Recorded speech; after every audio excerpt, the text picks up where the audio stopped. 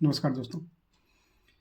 आज हम इस बात पर बात करेंगे कि डेयरी एनिमल्स में मिनरल्स की ज़रूरत वास्तव में है या नहीं। तो मिनरल्स की ज़रूरत वास्तव में है डेयरी एनिमल्स में।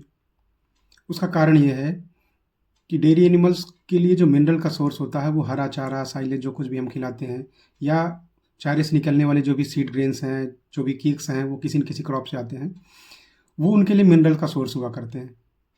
लेकिन पिछले 30-40 सालों में जिस हिसाब से हमने डेयरी एनिमल्स को अपग्रेड किया है जेनेटिक अपग्रेडेशन से, क्रॉस ब्रीडिंग से, तो एक तो उनकी रिक्वायरमेंट बढ़ गई है क्योंकि वो दूध ज़्यादा दे रहे हैं तो दूध से ज़्यादा निकाल रहे हैं मिनरल्स।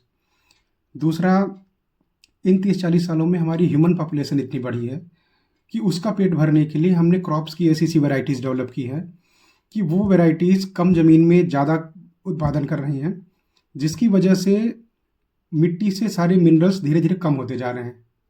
अब देखिए, जितने भी यूनिवर्सिटीज़ के जो सॉइल टेस्टिंग होती है उसमें आता है कि सारे मिनरल कुछ न कुछ काफ़ी हद तक कम हो गए हैं। तो ऐसे में अब मिनरल्स जो फसल में आते हैं वो आते हैं मिट्टी से। जब मिट्टी में कम हो गए हैं, इसका मतलब उस फसल में हरे चारे में भी कम होंगे। तो अब क्या है कि जब हरे चारे में ही नहीं है तो पशु को देना पड़ेगा। बाहर से इसलिए देना पड़ेगा क्योंकि पशु बाकी सारे न्यूट्रिएंट्स बनाता है वो।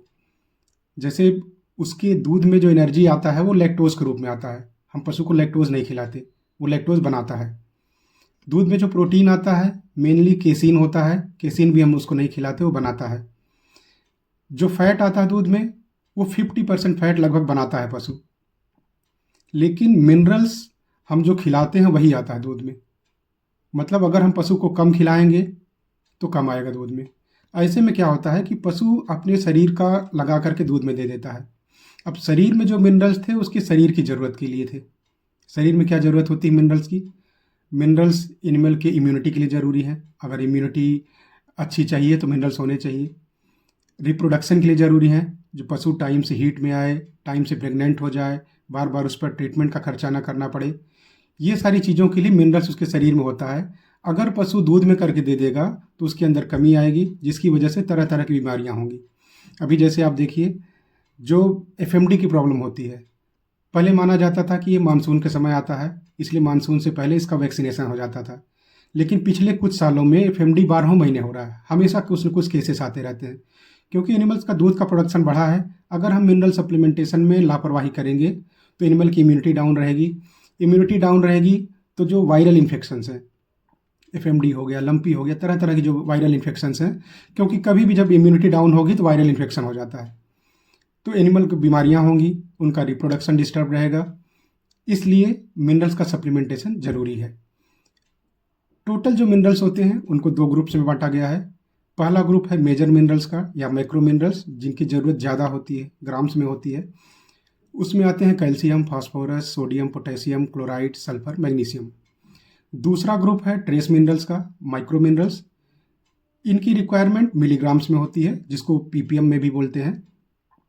इसमें आते हैं zinc, manganese, copper, cobalt, selenium, iron, chromium. कई बार हमसे फार्मर्स पूछते हैं कि डॉक्टर साहब ये पीपीएम क्या होता है? मिनरल्स की रिक्वायरमेंट पीपीएम में अक्सर बताया जाता है। तो पीपीएम को आप सिंपली ऐसे समझ लीजिए, पीपीएम का फुल फॉर्म है पार्ट्स पर मिलियन। पीपीबी भी टर्म आता है, उसका फुल फॉर्म है पार्ट्स पर बिलियन। तो मिलियन मतलब होता है 10 लाख, और 1 किलो में 10 लाख मिलीग्राम होते हैं। तो जब हम बोलते हैं 1 ppm, इसका मतलब हो गया 1 किलो में 1 मिलीग्राम। जैसे जिंक की रिक्वायरमेंट होती है पशु की 66 ppm के आसपास, अगर वो 30-35 लीटर दूध दे रही तो 66 ppm का मतलब ये हुआ कि उसके हर 1 किलो ड्राई मैटर में 66 मिलीग्राम जिंक उसको चाहिए। तो जितना उसका ड्राई मैटर इंटेक है उसको 66 से मल्टीप्लाई कर दो उतने किलो को। पीपीबी टर्म नॉर्मली यूज़ होता है अफ्लाटॉक्सिन के लिए। जैसे हम बोलते हैं कि अफ्लाटॉक्सिन B1 20 ppb से ऊपर नहीं होना चाहिए। तो पीपीबी का मतलब पार्ट्स पर बिलियन। 1 बिलियन मतलब 100 करोड़। 1 टन में 1 मिलीग्राम को बोलते हैं 1 ppb। तो जब हम बोलते हैं 20 ppb, इसका ये मतलब हुआ कि 1 टन में 20 मिलीग्राम अफ्लाटॉक्सिन B1। उम्मीद करता हूँ कि ये जानकारी आप लोगों को कुछ काम आएगी। मिलते हैं अगले वीडियो में। बहुत बहुत धन्यवाद।